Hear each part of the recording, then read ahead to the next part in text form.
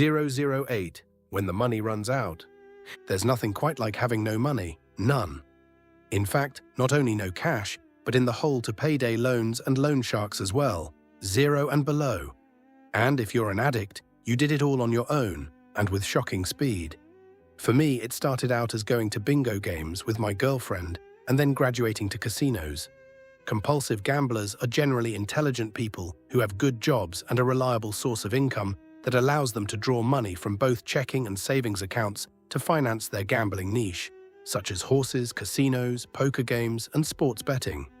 These days, thanks to the internet, one can bet on just about anything. One such platform lets you wager on intangible events, like what time a famous singer might sing her first note of a given concert. Anything. Today, approximately 90 million American adults gamble in some form, spending an average of $210 per month. Collectively, they lose over $78 billion annually to the gambling industry in the United States alone. Globally, that number exceeds $643 billion every single year. Sports betting has taken off like a rocket. FanDuel and other online betting platforms have made it possible for you to place bets from the comfort of your living room, your office, or while driving. Those apps are amazingly easy to download and use at lightning speeds. Americans wagered nearly $150 billion on sports betting alone in 2024. That number grows every year. Sports betting is now legal in 39 states, and online casino gambling continues to expand.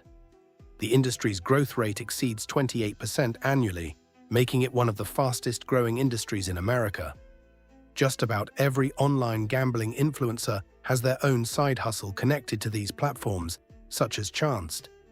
It is quite similar to having a casino on your phone. The visuals and sounds are eerily realistic.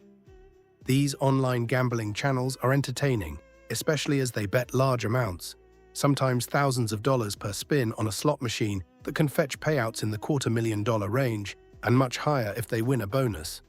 All the most popular gambling YouTubers have well over 1 million subscribers, which allows them to travel anywhere domestically in a private jet, stay in the finest accommodations, and eat the kind of food that will never be seen on our own dining room plates. It is a fabulous lifestyle. If they want to take a few days off, they simply change clothes and make more videos from the same casino on the same day and save them for later. These channels glorify what can be possible in terms of big wins. Not every day produces staggering wins, but their income from side hustles and views is so lucrative that it's not a concern. Occasionally, one of these personalities will remind people not to bet above the amount they can afford to lose. They say it in an offhand way without hammering the point home. In my opinion, there should be a constant running banner of the headline news type to warn about the dangers of gambling. It will never happen. Nobody talks about this statistic. Gambling addiction carries the highest suicide attempt and completion rate of any addiction, twice that of drug and alcohol addiction combined.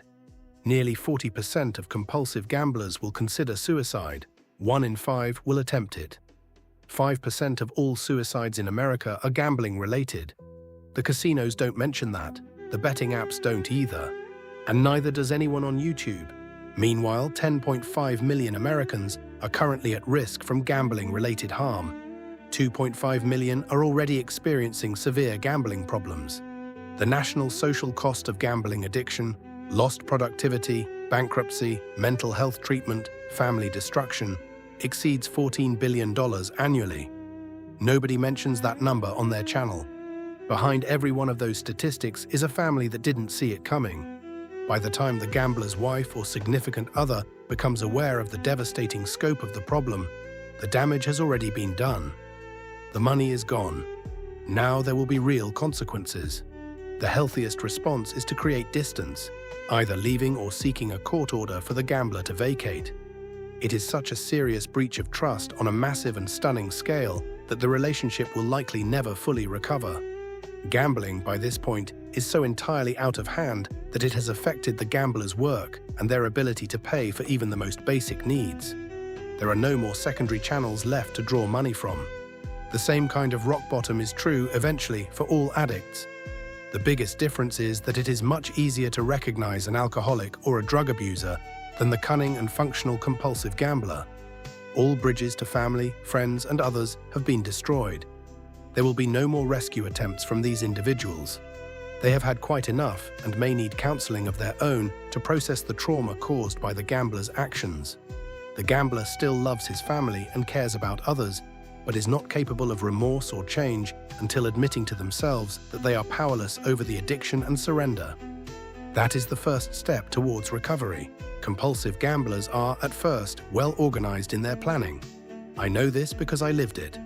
For example, I would plan days ahead to go to the casino on my day off. Typically, I would have around $300 to spend, and for a while at least, that was enough. Before getting in the car, I would make sure I had a soda or water bottle for the drive over and plenty of cigarettes. They were old-fashioned even then, but fanny packs were quite handy, especially if you won thousands of dollars. $100 bills from a big win cannot fit into wallets and pockets. I have lost money from stuffing big bills carelessly into my pant pockets. Worse, I have left my wallet behind on the slot machines to move to a different machine. It's easy to do when you're trying to gather yourself trying to hold drinks, cigarettes, and the rest. Trust me, there is no honor amongst gamblers when it comes to money. You may retrieve your wallet, but credit cards and cash will be gone. The actual drive to the casino is a high all unto itself. The anticipation of getting there is exhilarating. Every nerve tingles. I just knew I was going to win big. I'd made the drive so many times before that the car could have driven itself. Most gamblers are superstitious in nature, and even choosing a particular parking space could be set in stone. We are happily chatty with others heading in and discreetly looking away from those leaving the casino who look miserable. There is annoyance felt if someone is playing your usual machine and you begrudgingly look for a similar machine nearby where you can keep an eagle eye on the preferred machine until the idiot gets up and leaves. You're ready to swoop in and reclaim your property. Frequent visits made to casinos ensure that you eventually become friendly with the staff and on a first-name basis. I have never been to a seedy casino. For the most part, they are all modern and beautiful inside. Even the carpet pattern is designed to draw in or influence customers in some way. A casino manager told me this once. Everything is well planned to keep your gambling alive and well. These casinos didn't get to this level of art and sophistication on their own. If customers won more than they lost, casinos would not be able to exist. The house always wins in the end. You would think that week after week of losses resulting in personal debt and hardship would deter me. No, it had the opposite effect. I wanted to gamble more. In my sick mind, I envisioned winning enough to settle the score. That is entirely false. I have lost millions and only won a few $1,000s. To this day, I still owe taxes on my winnings. There is no breaking even for compulsive gamblers. There is only recovery or death. I think that the only thing that kept me from taking my own life was my dog. An animal can love you unconditionally. My dog was there for me after my worst days. I would often feed my dog instead of myself when times were bad. The dog saved me both physically and emotionally. Finally, I was going to be homeless in just a matter of days. The thought of having to abandon my pet was too much to bear. I found a hotline number for a local Gamblers Anonymous call center and spoke with that person for at least an hour. No one can identify with an addict other than another addict. It does not matter what your addiction is.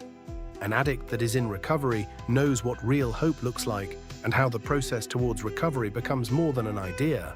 It is a lifeline. If those dark places ever feel closer than in the past, the 988 Suicide and Crisis Lifeline is available 24 hours a day by call or text.